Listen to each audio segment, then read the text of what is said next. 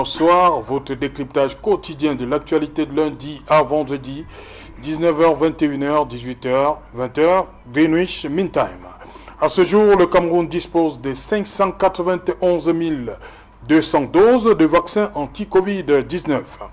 Les 391 200 doses de vaccins anglo-suédois réceptionnées le week-end dernier sont venues s'ajouter aux 200 000 doses de Sinopharm reçues le 11 avril, dont de la République populaire de Chine. Comme tous les autres pays du monde ayant décidé de se prémunir contre la pandémie du 21e siècle, le Cameroun a défini les cibles prioritaires à la vaccination.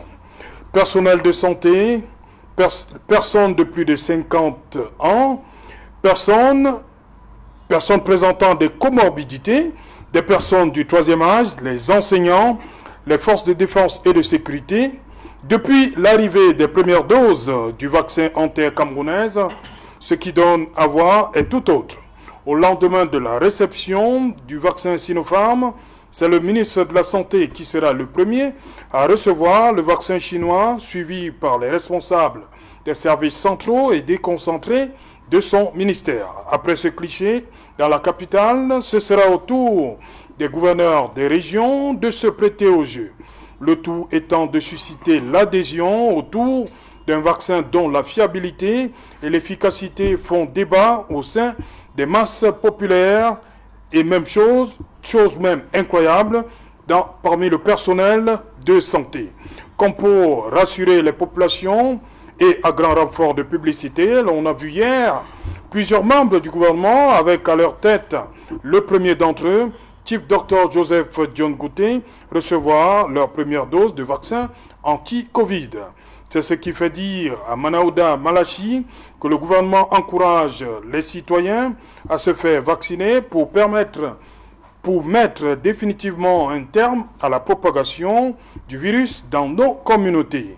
Pour le patron de la santé publique au Cameroun, il n'est pas question de se laisser tromper par les pseudo-spécialistes anti-vaccins qui veulent détourner l'opinion. Fin de citation. Un discours qui a toujours du mal à passer au regard du faible engouement des personnels de santé face au vaccin. Madame, Monsieur, tout à l'heure à 20h, c'est la grande édition d'information présentée depuis Douala par Cédric Noufélé. Quant à moi, je vous retrouve après à Yaoundé pour Equinox Soir, deuxième partie.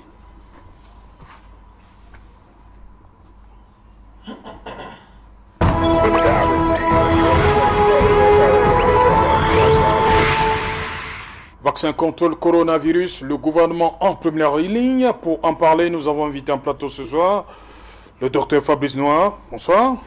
Bonsoir Serge Alain Outou. Bienvenue. Merci pour l'invitation. C'est toujours un plaisir d'être sur votre plateau pour, comme cela, essayer de participer à notre niveau à l'édification, n'est-ce pas, des Camerounais. Voilà. Amanta, bonsoir. Bonsoir Serge Alain, bonsoir aux téléspectateurs d'Equinox, bonsoir aux panélistes et merci de m'avoir convié au débat. Vous semblez pas... C'est pas la période habituelle. Qu'est-ce qui se passe? Un peu grippé. Ouais. Un peu grippé. Ma voix le décrit. Vous êtes comme un moteur diesel. Avant la fin de l'émission, on va retrouver Amanta. Ça va aller. Ok, ça va aller. Serge Mébikoy, bonsoir. Bonsoir, c'est Jalé Outou. Salut à tous les téléspectateurs de Kinox Soir. Serge Mébikoy, je commence. Vous êtes sociologue, journaliste également. Est-ce que le vaccin passe dans les esprits des Camerounais?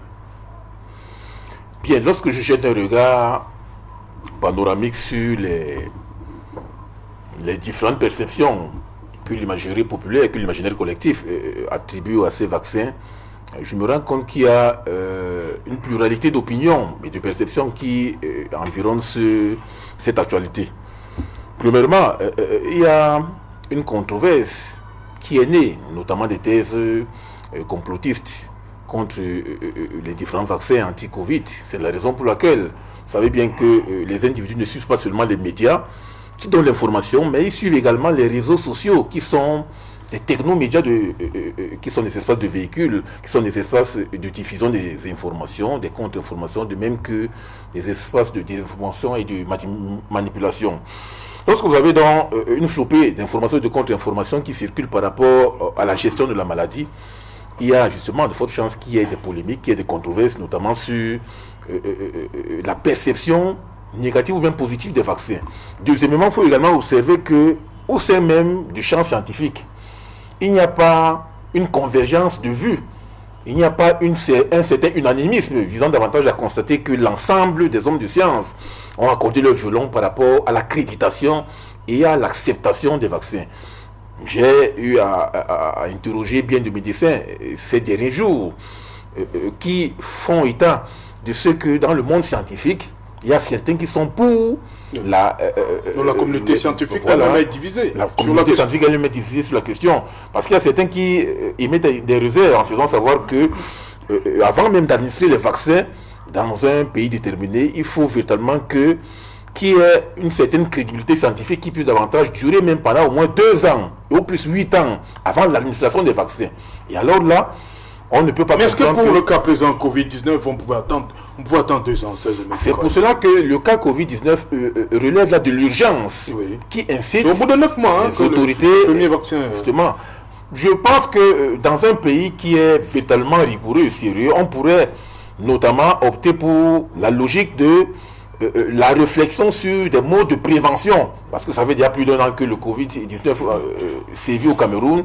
Je pense que la réflexion devrait être davantage... C'est pour cela qu'aujourd'hui, on critique davantage le phénomène de la confiscation de la gestion de la pandémie de coronavirus par les politiques. Ouais. On aurait pu notamment intégrer l'ensemble des hommes de science, les sociologues, les anthropologues, les psychologues, les philosophes, les politologues. Donc vous voulez nous faire comprendre que les politiques parlent plus que les scientifiques justement, dans cette affaire? Lorsqu'on va revenir tout à l'heure sur la spectacularisation des membres du gouvernement qui reçoivent ce vaccin, ça va nous permettre de constater qu'on veut davantage créer une certaine fracture entre l'amont et l'aval, c'est-à-dire entre les politiques qui sont en amont et les populations qui sont en aval. C'est-à-dire que ceux-là ont l'impression qu'ils véhiculent justement l'information de manière à diffuser un discours officiel qui généralement ne passe pas justement auprès du bas peuple, parce qu'en réalité, il y a des susceptibilités, il y a des perceptions, il y a des représentations, il y a même des stéréotypes négatifs qui pèsent justement sur la pandémie du coronavirus. Il y a un autre élément que je voudrais également ajouter, à savoir qu'il y a aujourd'hui une certaine compétition à l'international par rapport à la fiabilité même des vaccins. Il y a certains vaccins qui sont plus immunisants que d'autres. Quels sont les critères objectifs qui participent donc à accepter tel vaccin au détriment de tel autre, dans tel pays ou dans tel autre? Il y a également la dimension des effets secondaires qu'il faut également relever par rapport à certains vaccins. Souvenez-vous qu'au Sénégal, tout récemment, on a répertorié 3 cas de décès par rapport au vaccin anti-Covid. Et alors là, ça permet davantage de réfléchir. Est-ce qu'aujourd'hui, on ne peut pas davantage mener une approche de réflexion globale pour véritablement questionner la fiabilité, la sécurité et l'efficacité même de ces vaccins? Parce qu'en réalité, il y a beaucoup de perceptions qui s'entremêlent au quotidien, qui nous pousse davantage à constater que véritablement il y a anguille sous roche. Et c'est la raison pour laquelle on peut comprendre aujourd'hui le scepticisme des populations locales qui véritablement je ne veux pas dire ne savent pas à quel sens se vouer, mais n'ont pas véritablement un ensemble de techniques de connaissances leur permettant davantage de s'assurer de la crédibilité, de la fiabilité de ces vaccins anti-Covid-19. Et c'est pour cela que vous allez même vous rendre compte que même dans le jeu de l'imaginaire collectif, les individus ont du mal à accepter l'existence même du coronavirus. Oui. Regardez comment la perception du masque barrière est relevée notamment dans le champ social.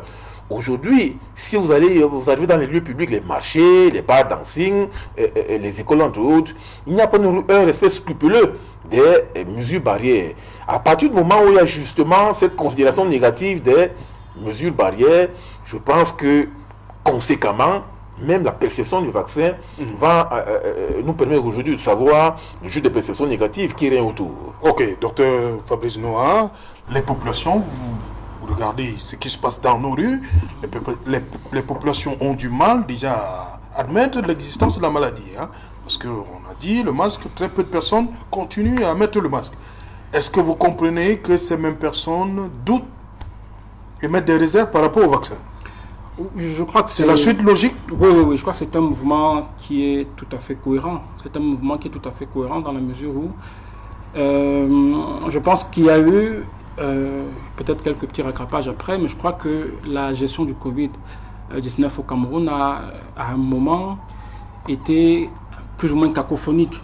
Donc quand vous avez des informations, des contre-informations qui viennent de personnes qui sont censées, n'est-ce pas, accorder leur violon, parce qu'effectivement il y a un discours qui est public sur cette question, alors ça devient difficile ensuite que les gens sachent effectivement à quel sens se vouer, et c'est tout à fait normal qu'ensuite, n'est-ce pas, jaillissent comme ça les thèses complotistes. Et je me rappelle que j'ai été dans un car dans un taxi il y a quelques jours, et justement quelqu'un m'expliquait que voilà, il n'avait même d'abord pas son masque. J'allais poser la question, vous m'avez juste dévancé. Voilà, donc il n'avait pas son masque, et il me faisait comprendre avec force argument que comme le sida, le Covid-19 n'existe pas. J'ai voulu donc pour lui, le sida n'existe pas. Voilà, donc vous voyez qu'il y a des gens qui sont comme ça, tellement désabusés qu'à un moment, si vous ne réussissez pas à leur faire comprendre effectivement que le danger, il y a péril à la demeure, ça devient compliqué. Et donc je pense que, au-delà de la question même de la gestion du coronavirus, nous sommes face à une situation qui est tout à fait sérieuse et qu'il faudrait justement prendre à bras le corps. Je crois que la question des vaccins, même si on en juge l'efficacité à un certain pourcentage, parce que vous allez voir que quand on quitte du vaccin Sinopharm à celui russe, ou alors à celui... Voilà, on a toujours une différence de quelques pourcents, n'est-ce pas, en termes d'efficacité. Non, on nous fait comprendre que le plus efficace, c'est-à-dire Pfizer, BioNTech, est-ce qu'on peut le conserver? Non seulement il est onéreux, mais est-ce qu'on a des conditions pour... Est-ce qu'on peut le conserver en Afrique? C'est des températures en descente de 0. Je crois que il y a effectivement une question de logistique qui doit être mise en avant, parce que même, je crois que tous les vaccins, pour l'essentiel, en fait, il doit avoir une chaîne de froid qui doit être effectivement efficace et permettre que les vaccins puissent être longtemps conservés. Mais moi, je voulais dire qu'il y a quand même quelque chose que l'honnêteté intellectuelle voudrait qu'on dise aux Camerounais, qu'on dise, n'est-ce pas, aux populations d'ici ou d'ailleurs, qu'effectivement, quand vous écoutez de nombreux scientifiques parler, ils vous disent que même quand vous avez reçu la dose de vaccin ou les 2 doses, vous ne devez pas arrêter de pratiquer les gestes barrières. Ça sous-entend qu'il y a des personnes qui peuvent avoir ce vaccin et avoir la maladie. Vous voyez ce qui se passe en Israël depuis dimanche? Effectivement. Le masque n'est plus obligatoire. Hein? Oui, mais je ne suis pas sûr que ça va faire qu'il n'y ait plus de contagion. Oui. Je pense qu'il y en aura toujours. Et il faudrait donc que les gens se rendent compte que le vaccin, c'est un instrument de protection. Et je pense qu'il peut protéger même si la maladie éventuellement arrive. Donc il faut qu'on le sache. On ne va pas laisser le masque, on ne laissera pas les gestes barrières parce qu'on se dit, ok, on a reçu les doses de vaccin et ça va aller. Je pense effectivement que c'est quelque chose de préventif, mais qui peut malheureusement laisser passer la maladie. Mais je pense qu'avec beaucoup... de chance, on peut vivre après avoir eu. Amanta, sur cette question, toujours la perception que la population a du vaccin, parce qu'on a vu quand même des images qui nous venaient de voilà, le personnel de santé qui tenait un peu le pied pour si déjà le personnel de santé émet entre guillemets des réserves, quid de la population sur le vaccin? Je pense que ce qu'il faut apprécier, c'est déjà... C'est pas seulement l'affaire du Cameroun, hein. Il y a des reportages. On a montré en Italie où on menace même de sanctionner le personnel, licencier le personnel de santé qui ne va pas se faire vacciner parce qu'il y a justement un problème. Il y a des personnels de santé qui refusent carrément le vaccin. Effectivement. C'est pas une affaire camerounaise seulement. Parce qu'il y a 2 phénomènes qu'on peut accuser. Il y a premièrement... ce qu'on a appelé ici les effets indésirables, c'est-à-dire que les risques, il y a des réticences. Il faut apprécier... La réticence vient de quoi, à votre avis? La réticence, ce sont des réticences. Oui. Il y a plusieurs raisons.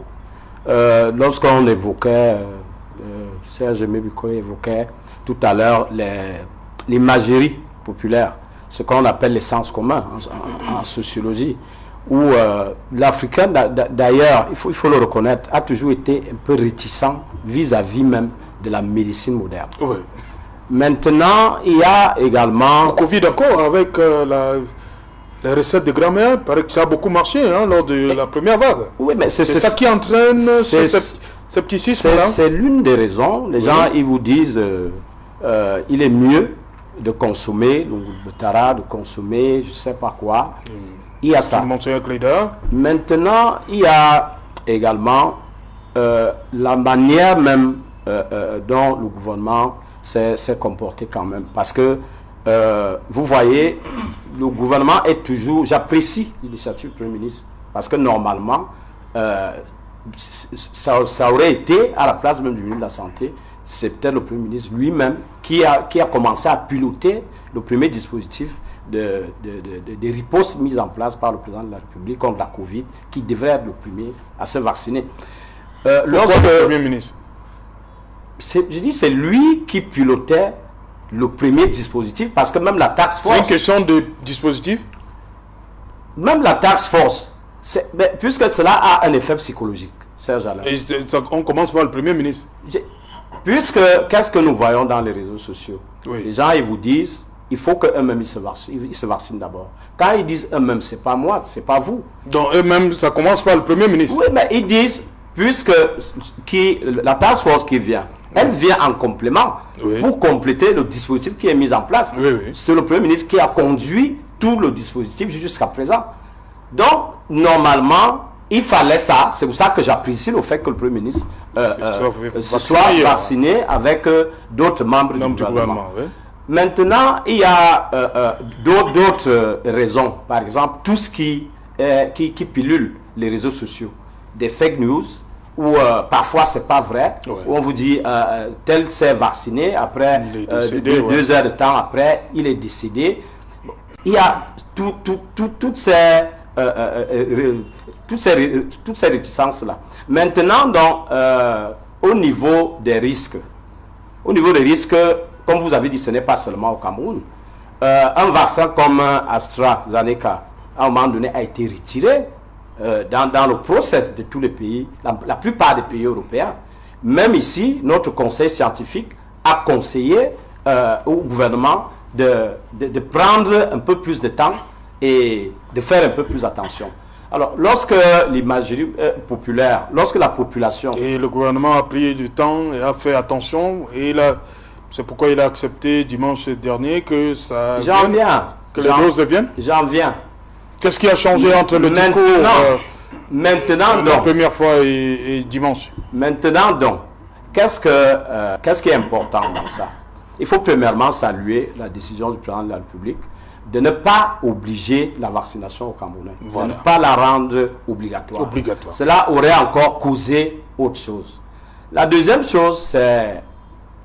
C'est le sentiment que vous avez lorsque vous regardez le balai de ces personnalités qui se font vacciner? Le problème, c'est que... Comment vous analysez ça? Il faut comprendre quelque chose. Oui. Ça va aller progressivement. Lorsque vous suivez le discours du Premier ministre, il y a un problème de sensibilisation aussi, qui est lié à ces risques-là. Lorsque le Premier ministre a eu à expliquer, par exemple, que les moins de 18 ans, par exemple, ne seront pas vaccinés, lorsqu'il a eu à expliquer, par exemple, que ceux qui pourront être victimes d'effets secondaires pourront être pris en charge par le dispositif spécial qui est mis en place, lorsque le Premier ministre a, par exemple, expliqué que il y a le gouvernement qui fait des efforts pour acquérir d'autres vaccins. Et sous conseil du conseil scientifique qu'il avait proposé pour que au niveau de la population, chaque individu puisse choisir le vaccin qui lui sied. À ce niveau, c'est très très important. Je crois actuellement, nous en sommes à 3. Comment on va choisir? Non, on est à 2 jusque-là. Il y a Sputnik qui a annoncé, Sputnik V qui a annoncé, et Johnson & Johnson. Comment on choisit alors que... Il y a des gens qui ont commencé avec Sinopharm, d'autres avec AstraZeneca. Est-ce qu'ils ont eu le choix? Celui qui a commencé par exemple avec Sinopharm, il sait bien que dans son carnet, il sera appelé pour prendre une autre dose. Le choix doit être fait. Pourquoi, Serge Alain? Le phénomène de la vaccination doit être un phénomène les décisions doivent être prises avec sagesse, avec intelligence, et cela doit être fait de manière concertée. Moi, je préfère que ce soit fait ici au niveau de la famille. C'est comme si lorsque vous décidez d'aller mettre peut-être votre enfant à l'école. Mais ce n'est pas quelqu'un qui vous dit d'aller mettre votre enfant, je ne sais pas dans quel collège ou bien dans n'importe quel lycée. Donc il faut bien que les populations aient la possibilité d'opérer un choix. Qu'est-ce que les populations savent du vaccin? Il faudrait qu'on leur explique. J'ai parlé de sensibilisation tout à l'heure. C'est un travail qui doit être fait. Ce travail doit continuer. Il devrait même être fait plus en amont même. Maintenant, vous avez l'impression que ce travail a été fait par rapport à Sinopharm et AstraZeneca? Le travail n'a pas été fait. Sachant qu'on sort d'une polémique par rapport à AstraZeneca. Le travail n'a pas été fait. Pourquoi? C'est à ce niveau que le Cameroun, par exemple, devrait avoir une avance avec d'autres pays africains. D'avoir eu le temps d'observer ce qui s'est passé même en Occident, dans d'autres pays qui ont débuté le processus de vaccination. C'est un atout. Le Cameroun devrait normalement bénéficier de cet atout. Et c'est pour ça que pour moi, personnellement, si cela dépendait de ma décision, il fallait un peu attendre, continuer à observer avant de prendre une décision. Pourquoi? Parce qu'il s'agit d'une question de vie. Oui. Et vous savez que jusqu'à aujourd'hui, on continue à balancer des posts, des partages que nous recevons dans les réseaux sociaux. Tel s'est vacciné avant-hier, il est décédé le lendemain. Vous voyez donc, il faut un peu plus de temps aux populations. Le choix doit être fait comment? Les populations, c'est qui est sur s'informe. Comme aujourd'hui, je connais par exemple tous ces vaccins, mais je ne suis pas médecin, ou bien je ne suis pas scientifique, ou bien je ne fais pas partie de ce domaine. Vous étiez en train de les citer également. Nous tous, on s'informe à partir des médias, et aujourd'hui, nous connaissons par exemple, qu'on nous dit que c'est tel vaccin qui, par exemple, présente moins de risques. Oui. Cela permet à la population, à part la sensibilisation que le gouvernement doit faire, mais également le temps qui leur permettrait de disposer de plus d'informations pour éventuellement faire un choix. Parce que ce qui est important, et ce que nous devons tous reconnaître, c'est que pour atteindre l'immunité collective, c'est la solution principale, c'est le vaccin. Oui, comme Israël. Serge Mebikoy, vous avez parlé lors de votre première prise de parole des théâtralisations. Vous n'êtes pas un peu méchant là, par rapport au gouvernement? Non, je ne suis pas méchant. Vous savez, il y a un discours qui on a suivi dans la population qui dit il faudrait que eux, qu'ils commencent par se faire vacciner. Maintenant que les membres du gouvernement se font vacciner, où est encore le problème? Ils ont prêché par l'exemple, non? On n'en disconvient pas. Oui. Le tout est le tout réside dans la perception même de l'événement qui se passe par rapport au vaccin anti-Covid-19. Lorsque l'on voit le Premier ministre accompagné justement d'un Bataclan de membres du gouvernement, on voit des images, des vidéos qui circulent sur la toile. On est là dans la dimension de la spectacularisation. Pour justement, parce que l'enjeu fondamental, c'est de communiquer auprès de l'opinion publique nationale et internationale pour leur faire savoir que... C'est pas une forme de communication. C'est une forme de communication en réalité. On est là dans... le Premier ministre se fait vacciner. Oui. Vous, dans votre tête, Serge Mebikoy, dites-moi, vous n'êtes pas rassuré quelque part? Il s'est vacciné et il faut également suivre le discours que le Premier ministre a véhiculé auprès de l'opinion publique. Oui. C'est ce discours-là qui nous intéresse. On est là dans le discours officiel qui est diffusé au sein de l'opinion publique. Parce que le Premier ministre fait savoir qu'il s'est vacciné, il se porte bien. Encore faut-il savoir, est-ce qu'il se portait mal en allant d'abord se faire vacciner? Donc il y a déjà là un premier déterminant qu'il faut justement mettre de côté. On est là dans un discours officiel qui est justement agencé pour justement montrer l'exemple aux Camerounais que oui, voici les politiques qui sont en train de présenter une vitrine, à savoir que oui, on se vaccine pour passer l'information suivant laquelle il faut également que les autres populations suivent. Mais il y a un problème. Parce qu'au-delà de cette scénarisation, au-delà de cette théâtralisation, il faut véritablement que l'on ne puisse pas davantage constater que c'est un travail qui est davantage perçu en amont. On est là dans une communication qui devrait être globale. On est là dans la communication pour le changement des comportements.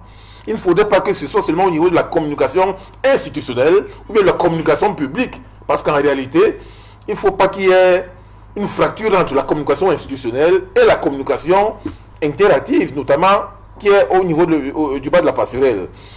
Si aujourd'hui, ça reste le fait de recevoir le vaccin reste seulement une affaire des institutionnels. Il faut que cela soit corrélé à une approche communicationnelle qui est globale, de manière à faire comprendre aux populations locales le bien fondé de cette vaccination.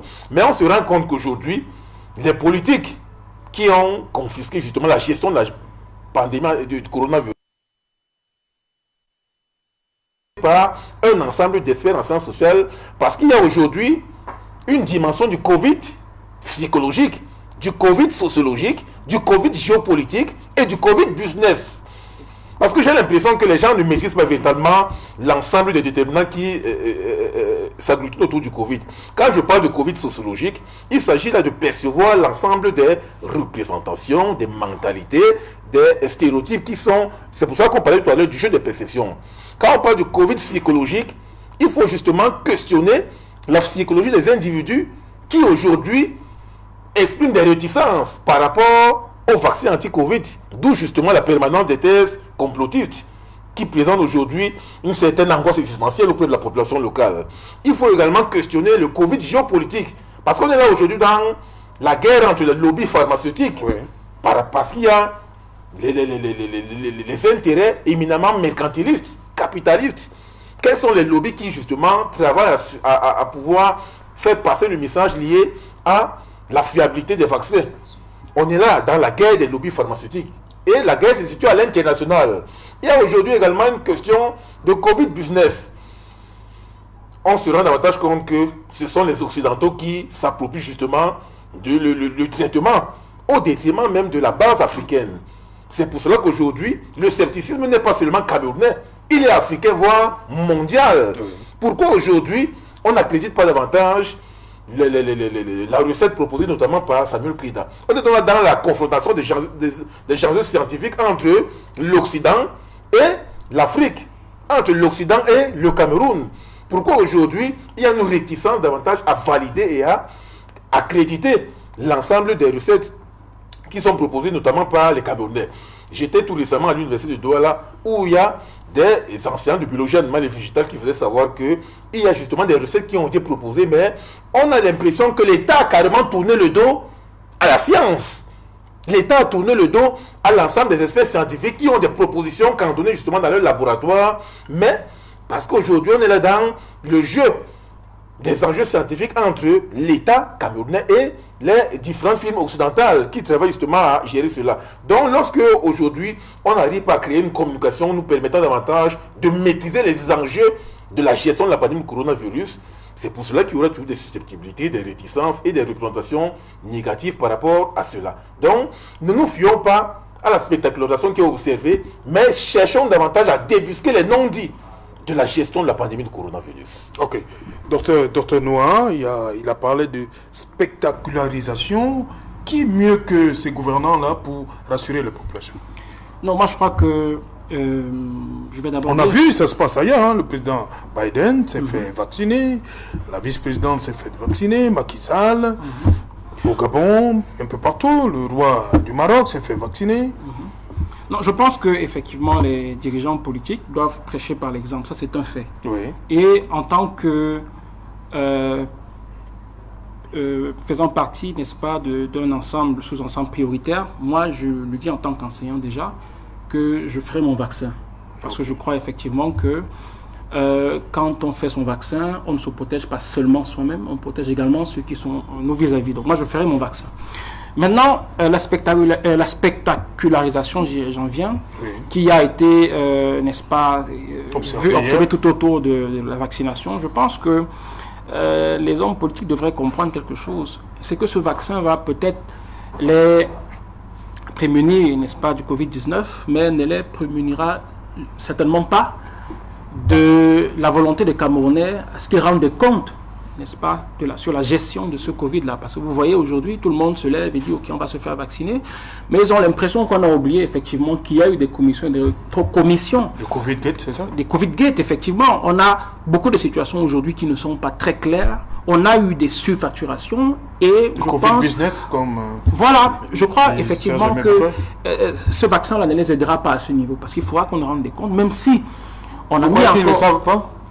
je pense qu'ils aiment bien prendre du temps. Oui. Ils se disent que voilà, en mettant le vaccin devant, on y oubliera un peu les quelques fautes qui ont été commises ça et là. Et je suis encore tout à fait étonné qu'on a encore pris le soin de mettre en place une task force. Ça me rappelle un événement, la Cannes qui a glissé 2019. Je pense qu'il y avait une task force. Donc, chaque fois qu'on est et je crois que mon vis-à-vis le disait, Serge Bikoy le disait, chaque fois qu'on est dans une stratégie qui vise justement à s'approprier, ou si vous voulez, à confisquer la gestion d'une crise, on n'est pas loin de scandale.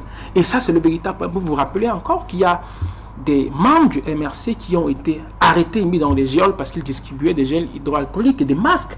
Donc ça, c'est une aberration. Je suis sûr que quand les gens nous écoutent, en dehors du Cameroun, ils se disent, est-ce que c'est possible? Le Cameroun est-il sur la terre ou alors il est sur Mars? C'est un pays qui est tout à fait terrible.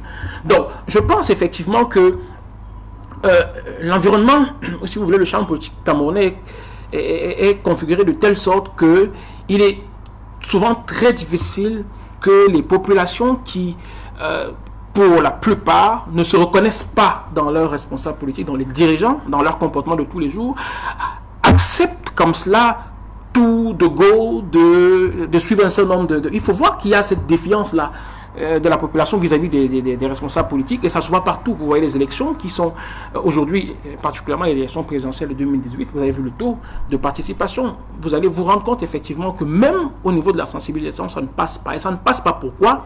Parce que les gens aujourd'hui ne réussissent plus à se reconnaître, n'est-ce pas, en ces dirigeants. Et je crois donc au-delà, parce qu'il ne faut pas simplement qu'on se dise qu'il faut régler la question en espérant que c'est du Covid-19 simplement qu'il s'agit, mais je pense que c'est une question éminemment une question de gouvernance. Parce que vous savez, la gouvernance a ceci de particulier qu'elle a au moins deux aspects. Il y a l'aspect consultation, parce qu'il faut consulter, il faut discuter, mais il y a aussi l'aspect accountability. On rend des comptes. Et donc, quand vous avez au sein, dans un pays, un establishment politique qui nous rend, sinon, des comptes, sinon au président de la République, ou alors jamais, alors ça devient difficile après que les gens, n'est-ce pas, acceptent, ou si vous voulez, suivre les dispositions, les prescriptions gouvernementales. Et je voudrais quand même chuter sur une question. Nous avons une situation aujourd'hui où on a 2 vaccins au moins. Je voudrais quand même que les autorités gouvernementales nous éclaircissent notre lanterne sur est-ce que nous, qui voulons aller nous faire vacciner demain, nous aurons le choix du vaccin que nous allons prendre. Est-ce que par exemple quelqu'un, voilà, est-ce que ce sera AstraZeneca et Sinopharm, hein? Voilà, parce qu'il faudra qu'on le sache. On aura le vaccin russe demain, il faudra qu'on sache effectivement quel est le degré de liberté qu'on aura. Parce que c'est important. Moi, si je ne suis pas d'accord avec AstraZeneca, je suis libre de dire, moi je voudrais tester le vaccin. Est-ce que ce sera donc possible? Il faut effectivement que les autorités... Merci, docteur Noah. Voilà, à Mantin, les membres du gouvernement se sont fait vacciner hier. Est-ce que ça peut impacter véritablement sur la suite, c'est-à-dire au niveau des mentalités? Les gens, ils ont prêché par l'exemple, c'est ce qu'on demandait. Est-ce que ça va suivre? Ce sera perceptible sur le terrain? Ils ont prêché par l'exemple. Nous apprécions déjà. Et je pense qu'il y aura quand même un déclic. Mais ce n'est pas suffisant. Il y a par exemple un autre phénomène qu'il faut observer dans ce processus de vaccination. Il y a un ressentiment anti-européen, anti-occident qui est posé. Vous allez voir si j'ai pas commis une étude là-dessus. Si vous faites une étude, vous allez vous en rendre compte que les Camerounais, les Africains sont plus enclins à accepter un vaccin russe et chinois plus que les autres vaccins européens. Donc, vous avez mené des études? Je dis, j'ai pas commis une étude, mais j'ai essayé d'observer. Vous échangez avec des gens? Effectivement, lorsque j'échange, lorsque j'écoute, lorsque je lis, ça pose également un problème. Je crois que c'est à ce niveau qu'il faut associer beaucoup de spécialistes. Il faut travailler au niveau de la sensibilisation. Cela est salutaire, le problème que le groupe panéliste du MRC pose. Je crois que cela a été annoncé, que les Camerounais auront la possibilité de choisir le vaccin qui leur sied. Parce que lorsque vous voyez un vaccin comme AstraZeneca, vous avez suivi, il y a eu trop de remous en Europe. On a même demandé de faire des ajouts sur les effets indésirables. On parlait encore, à part des hémorragies, je crois, de thrombose et autres. Même en Afrique, dans d'autres pays africains, cela pose donc effectivement un problème. Maintenant, il y a un autre phénomène qui est très très important parce que nous sommes dans un environnement qui est fracturé depuis un bon bout de temps. Lorsque vous faites face à une insécurité sanitaire comme celle-ci, il est mieux qu'il n'y ait pas de voix discordante. En France, lorsque les Français, certains, ont voulu amener tous ces bilans, tous ces comptes, tous ces règlements de compte, le président Macron avait insisté qu'il y avait un temps pour combattre une insécurité sanitaire et un temps pour faire les audits. Alors, c'était aussi criard qu'au Cameroun? Je ne sais même pas si c'est criard, parce que je ne veux pas m'ériger en procureur ici.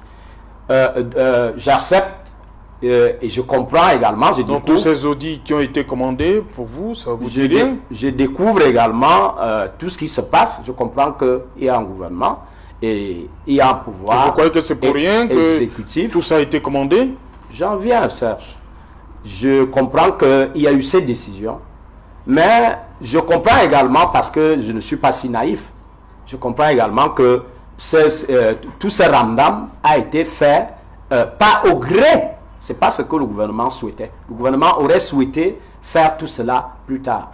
Alors, moi, personnellement, si cela ne dépendait que de moi, on ne peut pas en même temps combattre une épidémie, lancer des audits, lancer des enquêtes judiciaires. Peut-être pour limiter la saignée. Avoir des membres du Parlement qui ne prennent pour seule activité d'écrire tous les jours contre un ministère de la santé publique et d'autres ministères qui gèrent l'aspect pécunier du combat, de la riposte contre la pandémie. Cela a un impact important sur le moral de la population.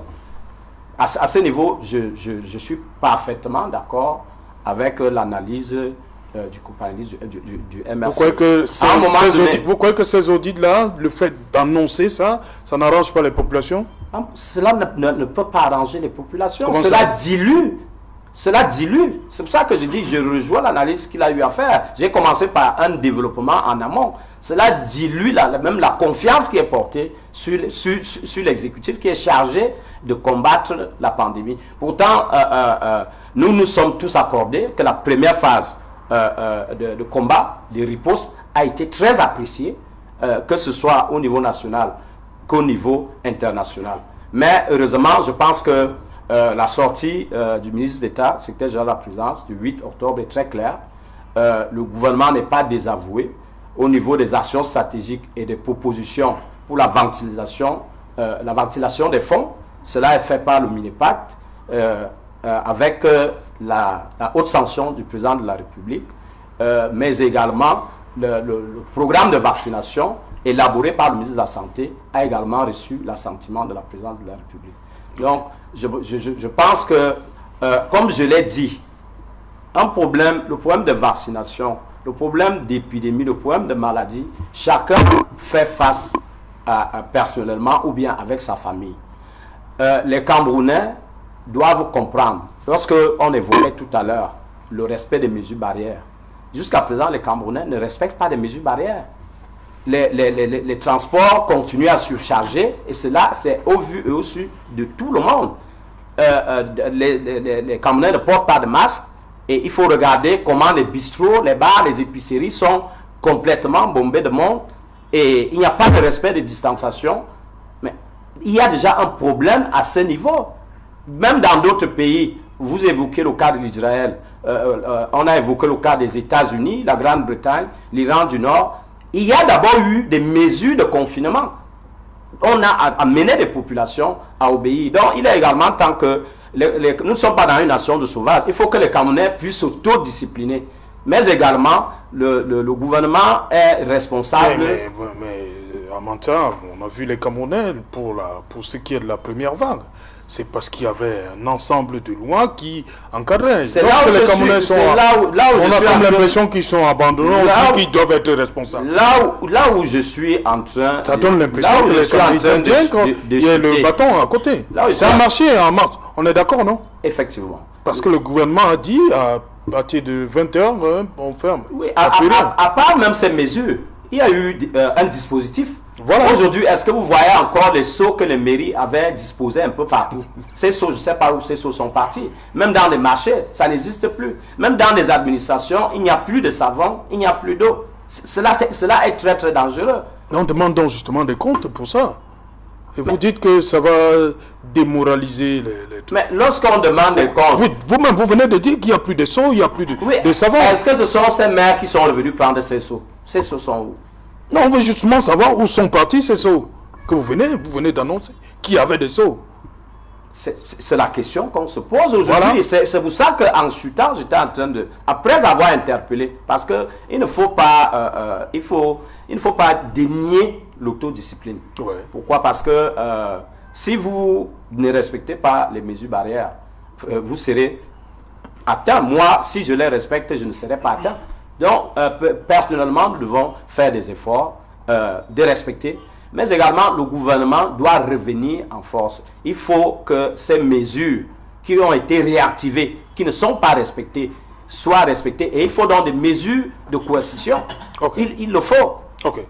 Voilà, Serge Bikoy, jusqu'ici, on voit tous les comptes rendus font état de ce que c'est le délégué, c'est le maire de la ville qui a reçu sa dose de vaccin. Alors que je vous ai dit dans mon propos introductif, les personnels de santé, les personnes de plus de 50 ans présentant des comorbidités, les personnes de troisième âge, les enseignants, on a un sur le plateau, il dit qu'il va. Donc on n'a même pas encore... Est-ce qu'on a déjà évoqué le vaccin chez vous, docteur et toi? Je n'en ai pas entendu parler. Voilà, donc ça veut dire que ce n'est même pas... Ils disent que c'est la priorité, mais ce n'est pas encore le cas. Est-ce que vous pensez sincèrement, Serge Bikoy, qu'avec ce que vous appelez la théâtralisation, ça aura un effet qu'on ait vu les membres du gouvernement se faire vacciner, ça aura un effet sur la population? L'idée va sauter un peu là. Tant qu'il n'y aura pas harmonisation d'un ensemble d'approches, l'effet escompté ne pourra pas être positif au bout du compte. Parce que lorsque l'on travaille sur une politique déterminée, une politique publique en matière de santé, ce que l'on recherche, c'est l'impact social positif auprès de la population de manière qui est des dynamiques de changement de comportement et d'attitude, à telle enseigne que l'on puisse davantage observer qui est justement cette mutation de comportement, d'attitude et de mentalité. Mais l'on a l'impression qu'aujourd'hui, à partir du moment où l'on se rend davantage compte que le travail est beaucoup plus pensé par les politiques, au détriment même des hommes de science qui devaient être davantage sur le terrain et en compagnie de ces politiques-là. On ne peut pas aujourd'hui penser à la réflexion sur la gestion de la pandémie du coronavirus et estimer véritablement que c'est une affaire qui relève de l'apanage des politiques. Il faut aujourd'hui que l'on puisse davantage travailler de manière globale, à telle enseigne que l'on puisse justement voir le conseil scientifique pour les jeunes de santé publique sur le terrain. Il ne faudrait pas que ce soit seulement des instances qui sont aujourd'hui théoriques, mais il faudrait justement que l'on voit l'ensemble des acteurs. Je parlais tout à l'heure des experts en sciences sociales, qui aujourd'hui devraient davantage travailler sur le circuit mental des individus. Vous avez les sociologues, les psychologues, les philosophes, oui, les anthropologues, entre autres, qui devraient davantage créer cette synergie collective du point de vue des experts en sciences sociales, qui devraient justement accompagner les politiques sur le terrain. Une séance qui s'est déroulée notamment hier par rapport à la vaccination des membres du gouvernement. Il faudrait justement que l'on puisse voir à côté de ces membres du gouvernement des experts en sciences sociales qui puissent justement montrer l'ensemble des comportements, des mentalités, des perceptions, des représentations qui sont justement observées sur le terrain pour justement communiquer cela aux membres du gouvernement de manière à voir comment on peut repenser la politique de lutte contre le Covid-19. Mais vous avez aujourd'hui l'impression qu'il y a cette fracture entre les politiques, entre les décideurs et les experts qui travaillent sur le terrain. C'est pour ça qu'aujourd'hui, il y a un problème de fond qui se pose avec acuité. Moi, je pense qu'il est encore temps de réorienter la stratégie de lutte contre le Covid-19 avec justement l'avènement de ces vaccins. Il y a un problème de fond. Le problème ne doit pas seulement se résoudre, notamment dans les grandes villes. Yaoundé, Douala. Oui. Il faudrait que ce soit étendu dans l'ensemble des régions camerounaises, des zones urbaines et des zones rurales. Il ne faut pas que ce soit seulement l'affaire des cités. Alors que dans les villages, il n'y a aucune information qui parvient notamment aux populations rurales, leur permettant de savoir que le travail est également mené à cet effet. Voilà, on va terminer un dernier tour de table avant d'aller à Douala. Docteur Noah, sur cette question, votre dernier mot? Non, moi je crois qu'effectivement il y a des choses qui doivent être revues. Et quand on parle de politique publique, effectivement, c'est que l'évaluation des politiques publiques peut se faire à mi-parcours. Donc, c'est pas une aberration que de dire qu'il faut faire un outil là maintenant. Et effectivement, puisque le MRC a pour vocation de gérer le pays, nous avons réalisé notre audit par 3 cabinets d'audit justement internationaux et cet audit-là, la version numérique de cet audit PDF est disponible sur Internet pour tous ceux qui souhaitent effectivement poser des questions, s'interroger sur cette question. Vous voyez donc que la transparence finalement n'est pas du côté que l'on pense. On va dire que ça a pris du temps. Hein. Oui, comme tout travail sérieux. Ok, Amanta, rapidement, on va aller à Douala. Bon, sur ces vaccins. Moi, je peux dire, par exemple, concernant... Comme les ministres se sont fait vacciner, là, Premier ministre, ça va changer la perception? La première des choses, cela va quand même booster le moral, cela aura un impact. Oui. Mais il faut que le gouvernement travaille énormément parce qu'au niveau de l'acquisition des vaccins, que les Camerounais puissent avoir la possibilité d'opérer un choix. J'ai lu quelque part qu'il fallait, je crois, 76 milliards, je pense, pour acquérir les vaccins, pour vacciner tous les Camerounais. Parce que je pense que lorsqu'on est face à un problème de santé publique, que la vie des citoyens est en danger, le gouvernement doit prendre toutes mesures possibles. L'année dernière, on a vu, même s'il faut prendre des mesures au niveau macroéconomique, on a vu le président de la République prendre une ordonnance rectificative au niveau du budget. Voilà. Cela doit être fait pour que les Camerounais aient la possibilité d'opérer un choix. Mais il est également important que l'État reprenne, parce que lorsqu'on évoquait le problème des moyens ici, même si on parle des audits, des sous et autres, ce n'est pas seulement ça. Vous voyez, même la sensibilisation, les tweets du ministre de la Santé avaient un impact psychologique sur la population camerounaise. Oui. À un moment donné, il y a eu ce relâchement. Tout cela, je pense que tout cela devrait être repris parce que moi, quand j'essaye d'étudier un peu les Camerounais, si cela n'est pas fait, il est difficile pour qu'ils respectent tout ça. On peut trouver des milliards pour les stades, pour continuer le complexe de Lembe. On peut trouver également des milliards pour... Oui, mais c'est ce qui est sûr... cela est en train d'être fait. Okay. Il faut déjà... Merci de le dire. Madame, Monsieur, nous prenons tout de suite la direction de Douala où nous attendons nos équipes. Là-bas également, le centre de production Equinox Télévision à Bonakwamon, Douala, et le journal de télévisé de 20h avec Cédric Noufélé. Mais avant cela, une page de pub. On revient à Yaoundé.